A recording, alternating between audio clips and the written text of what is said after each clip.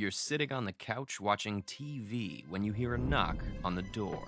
The police have just arrived to arrest your spouse for murder.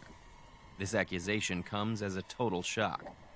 In your experience, your partner has always been gentle and loving, and you can't imagine them committing a grisly murder. But the evidence is serious. Their fingerprints were found on the murder weapon. Your spouse insists they're innocent. I know it looks bad, they say, but you have to believe me. If you don't, who will? Should you believe your spouse, even though the evidence against them looks damning? Take a second to think what you would believe in this situation. This dilemma is part of what philosophers call the ethics of belief, a field of study that explores how we ought to form beliefs and whether we have ethical duties to believe certain things. The question here isn't about what you should do, such as whether or not you should find your spouse guilty in a court of law. After all, you wouldn't be on the jury in their trial. Rather, it's about what you should believe to be true. So, what factors should you consider? Perhaps the most obvious is your evidence. After all, to believe something is to take it to be true, and evidence is, by definition, all information that helps us determine what's true. From this, some philosophers draw the conclusion that evidence is the only thing that ought to determine what you believe. This view is called evidentialism, and a strict evidentialist would say it doesn't matter that the accused is your spouse. You should evaluate the evidence from a neutral, objective point of view. Taking the perspective of an unbiased third party, your judgment of your spouse's character is a relevant consideration, but finding their fingerprints at the crime scene is surely stronger evidence. So, from an evidentialist point of view, you should either believe your spouse is guilty or at best remain undecided.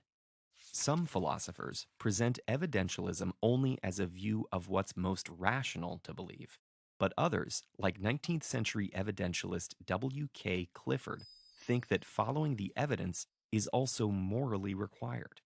One argument for this view is that having well-informed, accurate beliefs is often vitally important to determining the ethical way to act.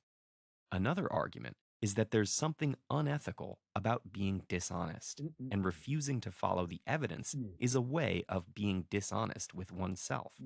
However, perhaps there are other ethical factors in play. Although the evidence against your spouse is strong, there's still a chance that they're actually innocent.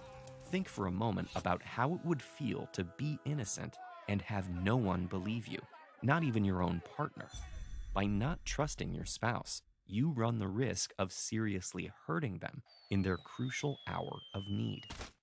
Moreover, consider what this lack of trust would do to your marriage. It would be incredibly difficult to continue a loving relationship with someone that you believed or even strongly suspected was a murderer.